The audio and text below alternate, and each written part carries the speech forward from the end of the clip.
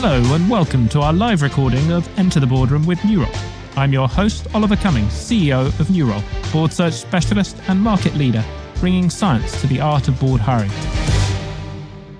Today's guest, Lord Mervyn Davies, is Chair of LetterOne, the Lawn Tennis Association and Glyndebourne Opera. He's also chair of a variety of private high-growth companies. He's on the executive board of World Rugby, chair of Art Farm, which is a hospitality business linked to Hauser & Wirth, the art business, and chair of Consello's advisory board, with a senior advisor role at Teneo. He was a Labour peer in the House of Lords, is a former minister in the last Labour government. He led the Davies Review from 2005 to 2011, increasing the representation of women on boards, and was CEO and chair of Standard Chartered plc, and has served on the boards of a variety of Asian and UK-listed companies, including Diageo, Tesco and ICG. Lord Davies, a huge welcome and thank you so much for joining us today. Pleasure, Ollie. Great to be here. I mean, that is an incredible introduction, and it's probably only about 10% of It just shows you how old I am, really.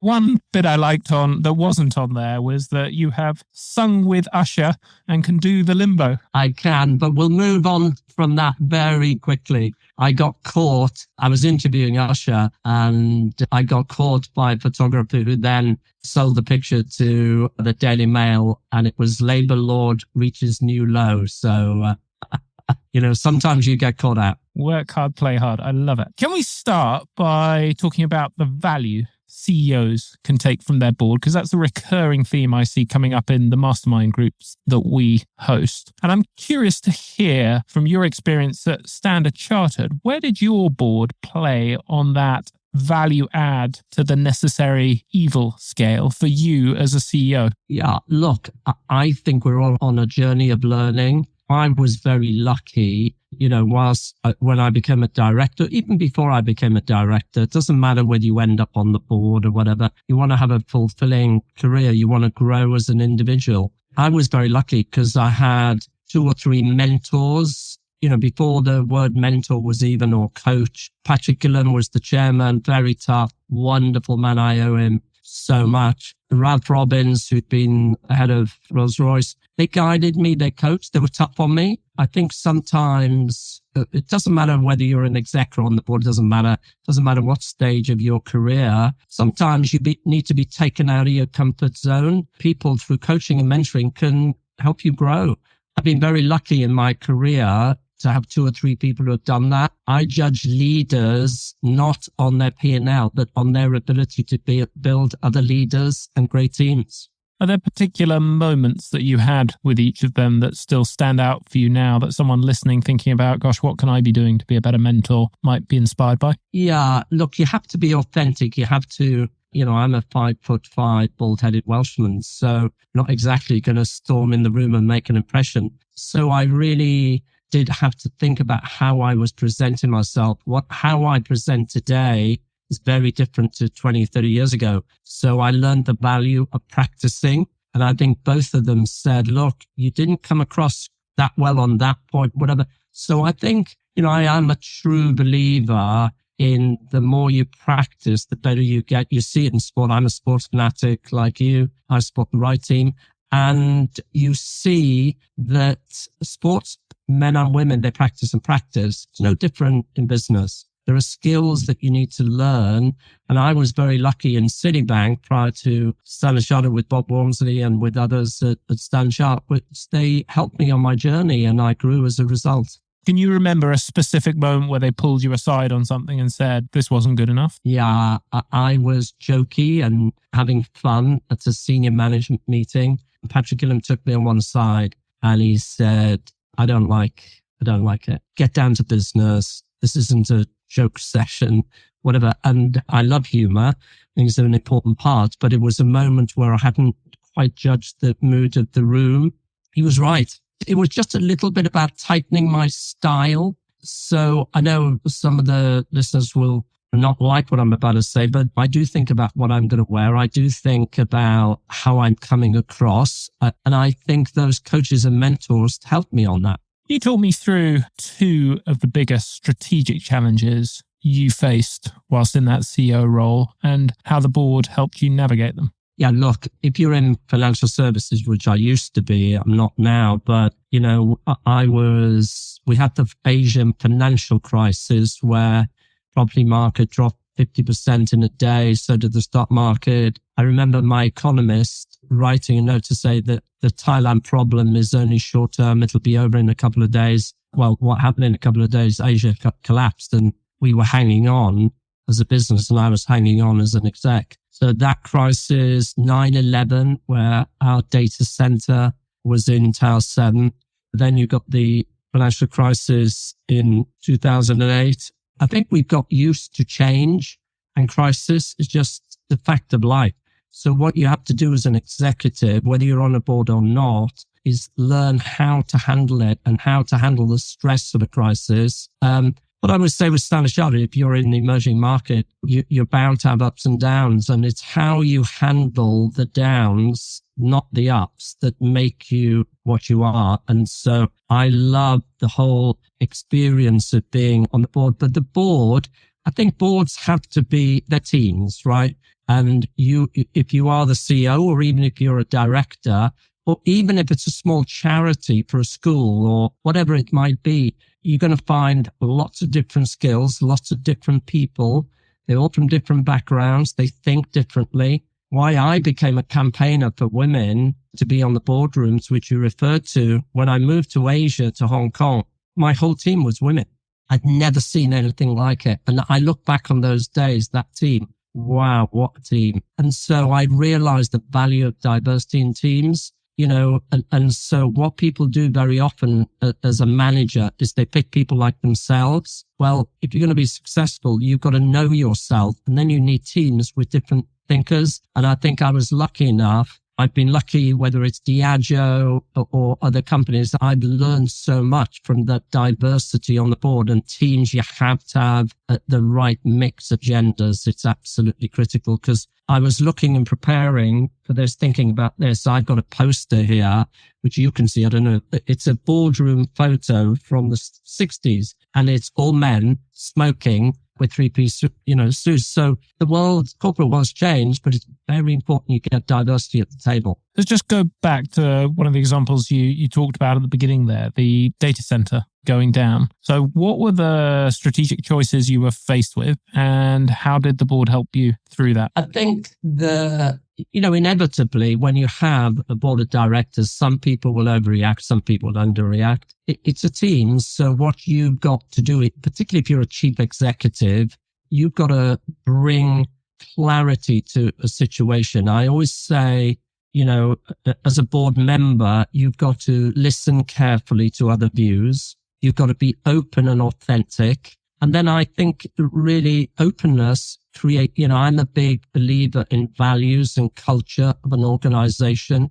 It's set from the top. If anybody listening is thinking of joining it could be a charity board, it could be a small company, whatever, any board, it's so much is determined by the chairman. If you don't think the chairperson shares your values or your look on life, don't do it. And I think that is a great learning. I've been very lucky to work with some amazing chairmen. I'm a chairman myself now for the last 20 years. So hopefully somebody might say that about me. Do you think you got better as a CEO getting value from your boards? Oh, look, you can be very defensive as an executive, inevitably, because they're poking at you, they're questioning you all the time. I had to get used to people second guessing me, asking me lots of questions or whatever. So, there is no doubt whether you're an executive or a CEO, when you go in front of an executive committee or a board, it's not a dress rehearsal. You better know your facts. And I always look at the people who have to go through sheets of paper and look at the figures. They're not well prepared. I like to see executives, people coming in, whether it's Scott Lloyd, who's a brilliant CEO at the LTA, or other brilliant execs I work with. They don't need those pieces of paper. They know the facts. They know the numbers. And it was something that I learned from people like Patrick Gilliam and Ralph Robbins. When you get into that boardroom, you better know your facts. So I make no apology for the fact that in preparing for those moments, like when I was a government minister, you've got to put the hard yards in so that when you get into whether it's the House of Lords answering questions or a cabinet meeting or a board meeting, wow, you better practice. Now, people don't see the practice, but I do think it's very important that you know everything when you get into that boardroom or charity. How do you coach a CEO wrestling with that problem? Because in my experience, they're all working hard. They're in the business day to day. So what does that actually mean to practice for a board meeting for a CEO in your mind? I think be very open about mistakes. I think culture and values in an organization, I'm not saying I got it right. There'll be somebody listening who used to work for Stan Chart and say, oh, we never did that. You've got to live the values, the purpose of business. So I really believed in profit with principles. I really believed in an open culture. Talk about your mistakes more than your successes. So hopefully if you set that tone around a trustee table or a board table, you have an open conversation. And I think board meetings, exec meetings, they're conversations. And one of the great skills, you've got to get your authority stamped on it. On the other hand, you've got to be a listener. So I do genuinely believe in order to get to these senior positions, like the people listening, you've got to have a certain level of IQ, but EQ is as, if not more important. You touched there on what people who might have been on a Standard Chartered would say. What would your biggest critics in the boardroom say you got wrong? Oh, look, the one thing I could list you, so many mistakes I've made. I think it's being open about, hey, look, I got that wrong. I think the thing I got right, I took risks on people and I didn't care what people thought. So what was the thing you got wrong? Being open? Oh, no, I've made loads. I'm not going to list them on a podcast, but give me one. One of my execs persuaded me that we should buy a certain business in a particular country. I knew it was a mistake, but he cajoled it. He came back and back. In the end, I said, yeah, it's within your authority. Go do it. I knew it was wrong. And it was early on in my time, actually. And then not only was it a mistake, then it needed more money. And it was within his authority. And within a very short period of time, it was my authority. And suddenly it was a board issue. And eventually it tanked. Wow. So, what was your lesson from that? Trust your gut, trust your instinct. When you're a CEO or a senior exec, it's not a popularity contest. Don't worry if on occasions life's full of ups and downs. You're not going to be successful all the time. Sometimes you will make mistakes. Learn from the mistake and move on. I allowed him to bully him a little bit and I didn't trust my instincts. And I thought to myself, I'm never going to do that again. And I didn't. It's hard though, because sometimes you're trying to give your senior execs some headroom and you're trying to back them and show you trust in them and give them that autonomy. Did you feel you were being bullied at the time? No, I don't want to, bullying is the wrong word, but I do think you've got to create in any team this open culture, a conversation around openness. I think, or indeed the LTA, where I had a board meeting in the last few days together with the All England Club, Wimbledon. It's an amazing, absolutely phenomenal tournament, phenomenal organization, not without its challenges, but we have a very open, robust conversation. I think that's what you need in boards. And I think that as you get more experience, you fine tune those listening skills. I do believe in coaching and mentoring. I had a coach as a CEO. I would tell people I've got a coach, when in those days it was like, you got a coach? Are you not good enough to be the CEO? That was like the first comment. Yeah, I'm good enough, but I've got a lot of things to learn and, Do you have a coach as a chair? I've had coaches as a chair, yeah. And I coach now a number of people, which I get a lot out of. I do go back to this sporting analogy that, what I learned, and I'm obviously involved in tennis and rugby and I've been involved in football. Wow, the practice that goes in these professionals to get to the top level. And if business men and women think they don't have to do that, then they're mistaken.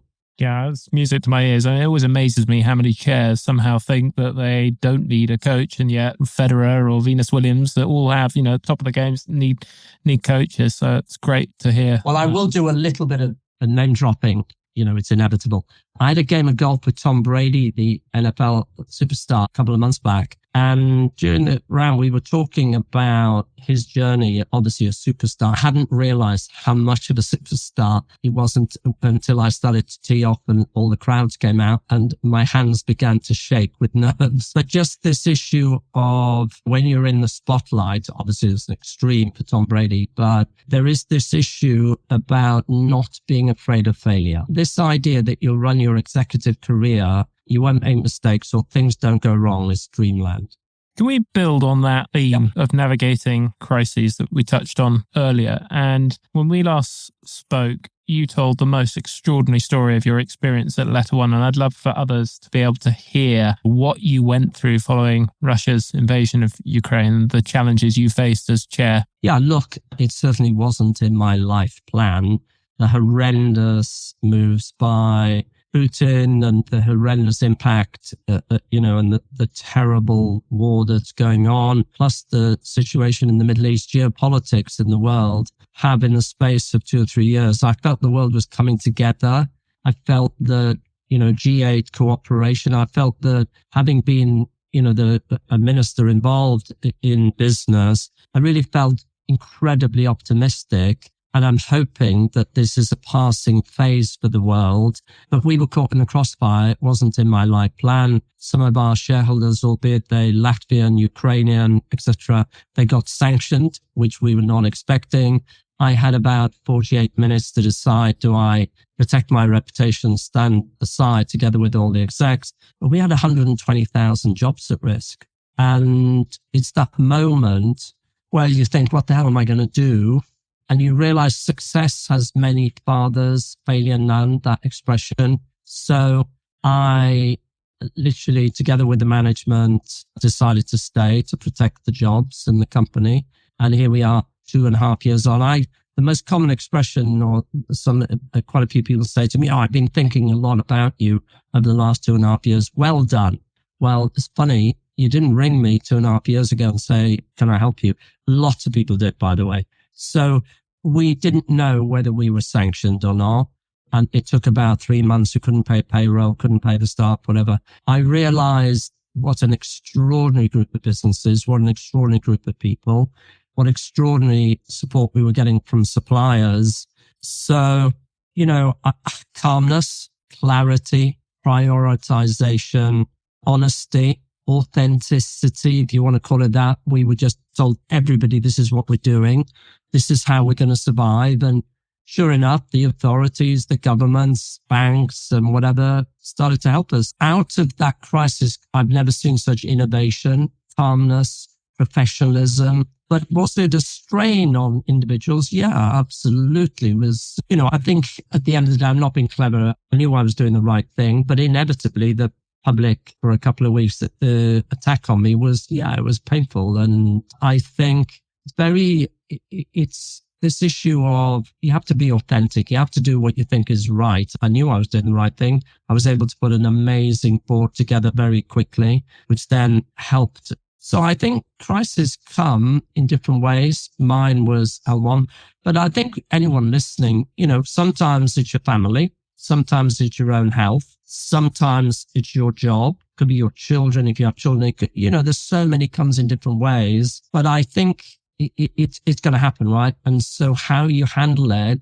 the calmness, the conversation at home, you got to be authentic. I'm a big believer that crisis will come and therefore you've got to be able to handle it. I'm a big believer that this issue, you've got to know your stress levels. So you've got to manage your sleep. We were talking about it last time we met. I do believe you've got to manage what you eat. I do admittedly like alcohol. So you've got to manage all of it. And sometimes you've got to know yourself. And if you know yourself, sometimes your battery levels are low, sometimes they're not. But when they are low, you better take action to replenish them. Otherwise, you'll get overtired and you make huge mistakes. Inevitably, there are times where your family takes over. Sometimes it's your job. It's juggling all of that. So I'm a good juggler.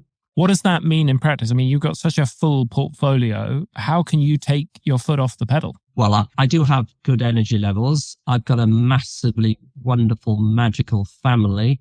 And I know myself, I know what I'm good at. So when I look at boards, which is very relevant to this conversation, I know what I'm good at. I know what I'm not good at. So, when I assemble boards, I do the skills matrix and just looking for new trustees with yourselves, like the new role, done a great job. And it's about the matrix, skills matrix. And I don't think it's any different on a team. And I think people listening, it doesn't matter. Forget about, if you're not on a board, join a school board, become a trustee. I started very early on that journey because I wanted to learn. And, don't be afraid if it's a tiny little organization. I had a wonderful charity in here a couple of days ago who raised about, £1 million for schools in Africa. Amazing organization, right? Looking for trustees. And it doesn't matter how big or small it is, you're learning in it. And, I think it sounds a bit preachy, so I apologize. People will podcast off now. You've got to get back. You've got to get back. If you get into a senior position in any organization or in life, or you've got to give it back. I think when you're finished your career, they won't be asking you what was your earnings per share on so-and-so company. They'll be asking what sort of life you've had. Can we just zoom in on that pressure moment? Because I think at the time it was one of the ministers, Tom Tugendhat, who said some moments demand a choice. And this is one when calling for you to step down as chair. And I think I regularly see this again in our board masterminds where board members are faced with these really difficult decisions that can often be very lonely decisions. Really interested to hear what your thinking process was in that moment and what convinced you to persevere in the face of that very public and personal challenge. Look, inevitably, when you have one of those, there will be moments where you think, God, I hope I've done the right thing. It could be the height of the attack or whatever. I had it when I was in government. I was involved in a couple of things. I reported to Mandelson, Darling, David Miliband and Gordon. The best thing I've ever done in my career was to work in government. I know it's very unpopular to say, but I wasn't paid. I did it for a couple of years. I was out of my comfort zone every day. Absolutely every day. And I was definitely out of my comfort zone when the crisis hit on Ukraine. I made it very clear I was against the war. I made it very clear I was staying to protect the jobs. Companies all over the US and Europe and whatever, retailers, telecoms, you name it. We have an incredibly big business. And I just said, look, I think I'm doing the right thing and I'm going to protect these jobs. And, and then I was able to put a board together so everyone could see, wow, and then develop a protocol, how we're separated ourselves. So I don't think it's any different, to be honest. At some stage in your career, if you get very senior, there will be public scrutiny of you. So you just have to tell the truth. You have to be authentic. And on occasions, you have to develop flak jacket or, you have to develop thick skin. I think particularly when you become a CEO, you've really got to be true to the values and culture. So, and that's what we did here. You said a number of times there, protect the jobs. That sounds like that became the sort of the North Star for you. Session, yeah. And did you transmit that through the organizations or that was? I think when you're in a crisis, like I was in government or Stan Chart or whatever, you have to over communicate. We're in a world, obviously social media, but where if you're a leader, even in the mid-level of a company, you've got to be expert at communicating messages. So over communicate. So we literally did over communicate because people were worrying about their mortgages, about their jobs, thousands of people. And so tell the truth, be open and over communicate. And it's interesting now in a world where the geopolitics are really strained, having the privilege of traveling the world, living in Hong Kong, Singapore, and Hong Kong a couple of times, Singapore and various other places. I would say the more you travel around the world, the more you realize how well people get on, the human race, how well they are, how much diversity there is of history. So when we go through one of these periods where geopolitics is unsettled, I want to see leaders emerge that really calm things down and give a vision of the future that we are going to get through this. I'm not picking on any. We're just going through a period where leadership is going to be very important in the world in the next 2 or 3 years.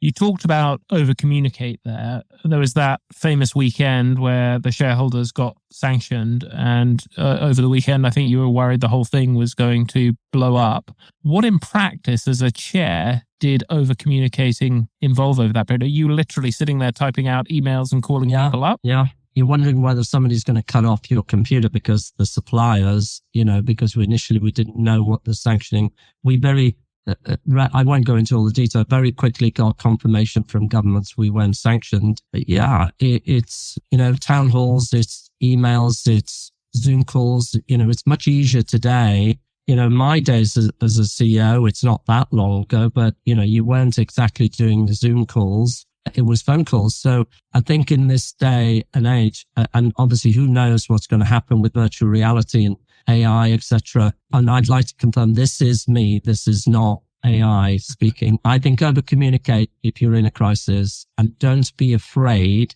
of people asking you the most ridiculous questions. Just before we go on to talk about your pro bono roles, for a chair or board member listening to this now who doesn't realise they're about to face a crisis, is there any counsel you would offer them? Black swan events happen now all the time. You have to now in business do scenario planning of extremes, right? We never thought in Glyndebourne's history or Wimbledon that we would not have a tournament or a festival. And I certainly didn't think it would happen during my tenure as chair. Oh my goodness, these crises are following me around. So think outside the box. Don't be afraid of taking a team offsite and thinking scenario planning, because what we've learned over the last 20, 30 years is that these things happen. Floods, COVID, you name it. So the more you have these dress rehearsals and scenario planning, the more your team and you are ready when something unexpected happens. And, it builds a bond around these issues. Your teamwork, you can develop teamwork around how would we handle this type of situation. And so we had in Glyndebourne, we had practices. We just didn't think it was going to be as extreme. We had practices in the government. We just didn't think it was going to be as bad. The other thing is that we're in a period where AI is going to fundamentally change so much of society and business. Embrace it. You can't be a leader in business today. I would argue, my light's just going off. You can't be a leader without embracing technology and change. If there's even in my ripe old age, in my experience, you've got to accept things are changing so fast. And that allows you, if you embrace the change, it allows, not to panic if things are getting out of control.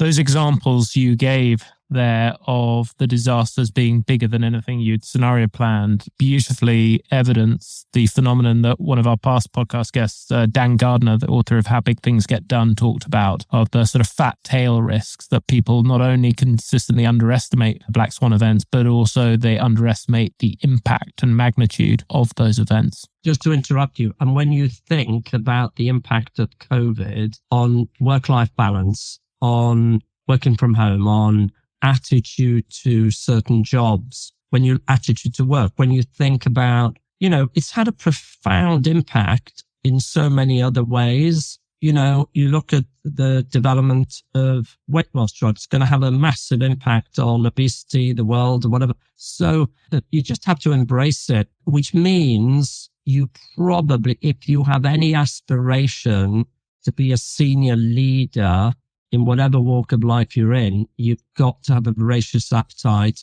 for learning about what's going on outside your sphere of operation.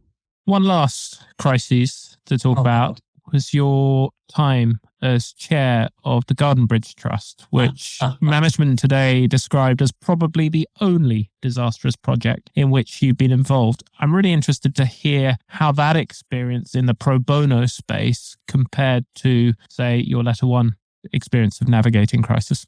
Yeah, I don't want to bore you, but Thomas Heatherwick, genius, David Miliband rang me when I was in government, said, I got a problem that you need to solve. We're running over budget. We're building Shanghai Expo.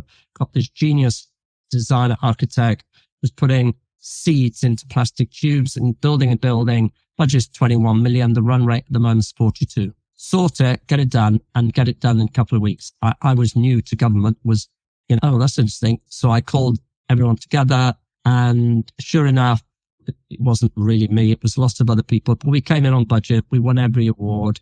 I became friends with Thomas Heatherwick, and then he and Joanna Lumley, without my knowing, but with my wife's approval, came to see us whilst I was on holiday and persuaded me to become involved in a project which was magical to build, like the High Line, a garden bridge across the Thames. So we fought hard. We got the planning. We got virtually all the money. In the end, we got all the money, and we got canned literally a couple of days before we were due to dig in the Thames. The reason we got canned is it's very political, but I'm not, I'll be choosing my words carefully, given there's a book out by Boris Johnson today. We've still got the same mayor of London.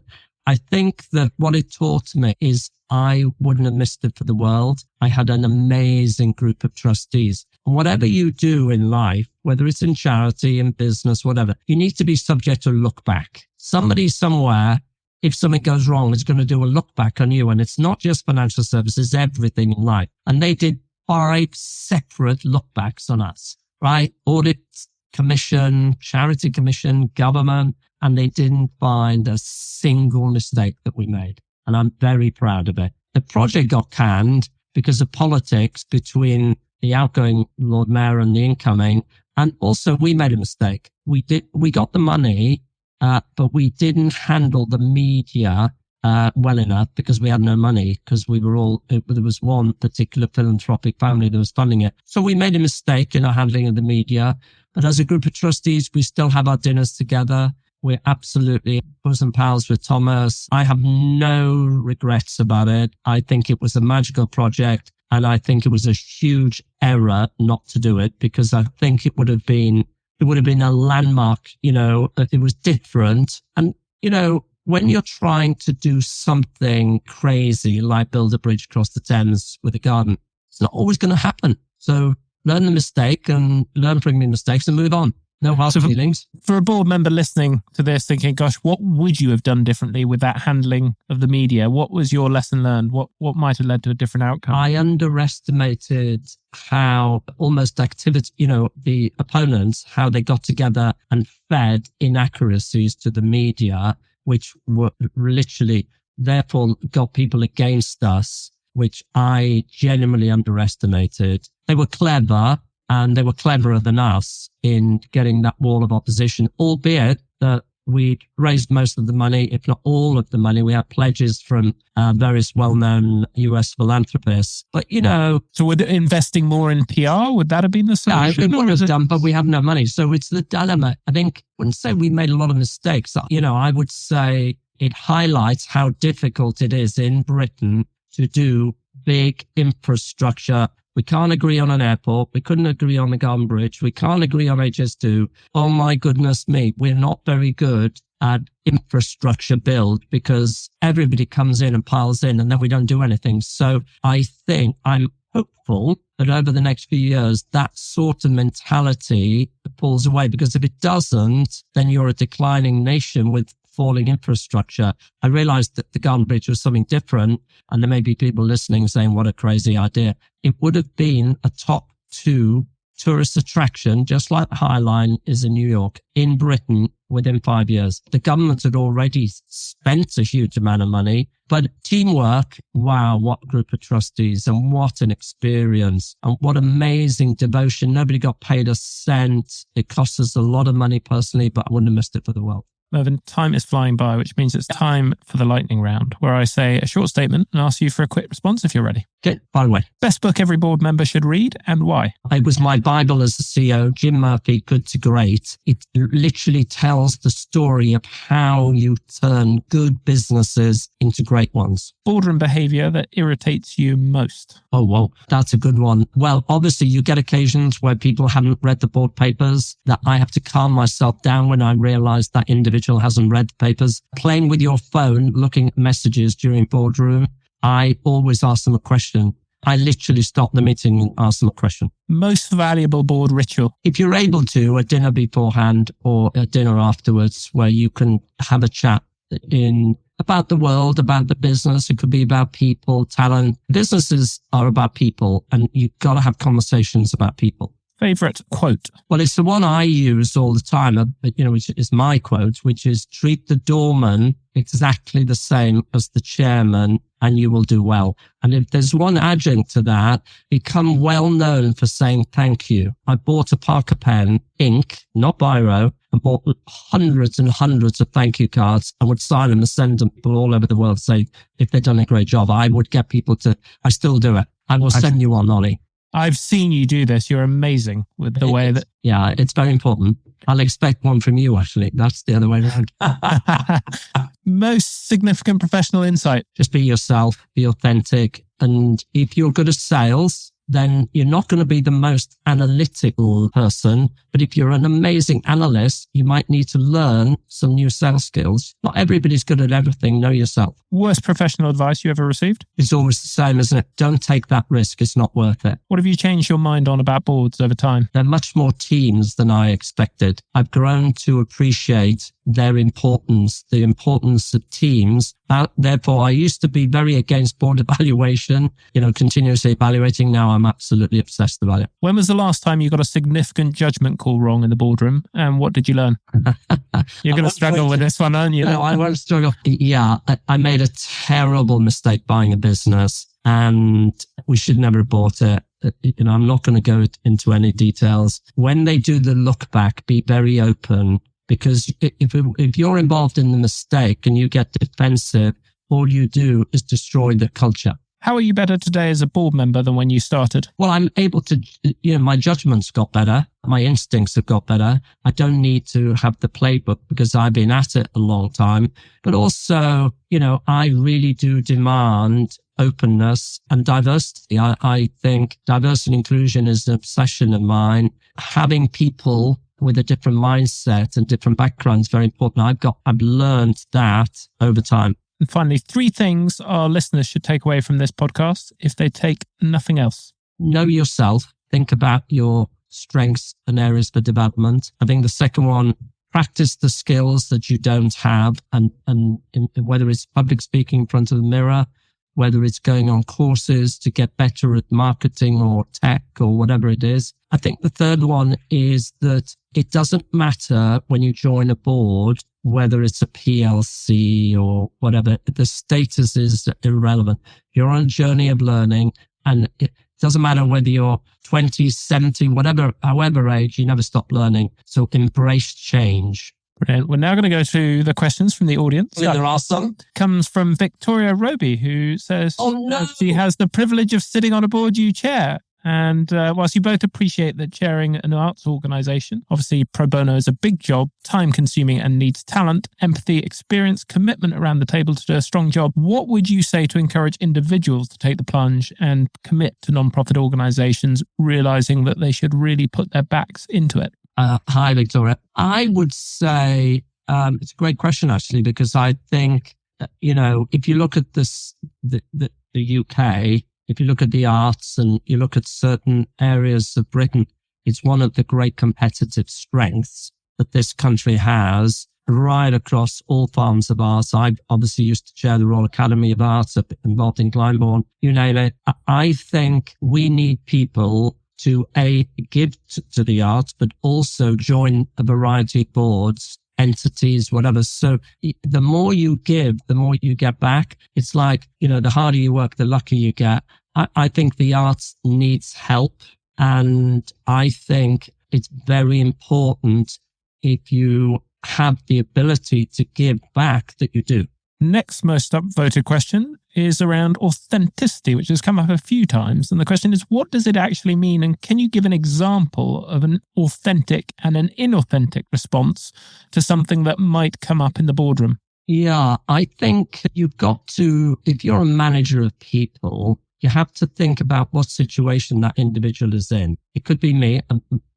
Victoria would know. My wife got breast cancer first time when I was CEO. Some board members were sympathetic and some were not. And I find it extraordinary because I said I couldn't travel. So I think if you're a manager, you've got to use your EQ to really understand what situation that individual and their families or themselves are going through, because you're a team. Don't try and pretend you're the most analytical or the best salesperson or that you're geopolitically wise or whatever. People will see through you very quickly. And I don't know if that answers, but, I find sometimes men more than women, they're just bullshitting. And in a meeting or at an event or whatever it might be, but in business, you see it all the time where people don't know the answer, but try and, bullshit you. And I had one example of that as a CEO where one of my execs in a board meeting said, I vividly remember, said, this is $1 billion business. I'm going to deliver it. I can tell you, I was aghast because I knew that the best, this was like a 50 million business and he was talking about $1 billion. And I had one of my directors sat on my right and he said, right, young man, let me test that theory. And he absolutely nailed him. And he never quite recovered from it, so you just don't bullshit. If you don't know the answer, say it, say so. Don't try and say and blag it or whatever, because you'll get found out. And particularly the more senior you get, the more evident it is that somebody isn't quite telling the truth. Mervyn, that has been a tour de force. Thank you so much. By the way, you say that to every single contributor, but thank you very much, Ollie. It's my privilege, honestly. Oh, well, thank you so much for sharing your experience and wisdom. And thank you to the audience for the questions. These live sessions are always particularly energizing. But Mervyn, thank you again so much for taking the time, and I look forward to seeing you all soon. Have a great day. Thank you very much. If you found this conversation interesting and would like to be involved in similar discussions, join the New Role Board community. Community membership gives you access to 24-hour discussion threads on boardroom challenges and opportunities like those we've been discussing. Smart online networking events, one-to-one career sessions with our headhunters, third-party board roles, mastermind groups, and Q&As with senior board members. Head to community.newrole.com to find out more.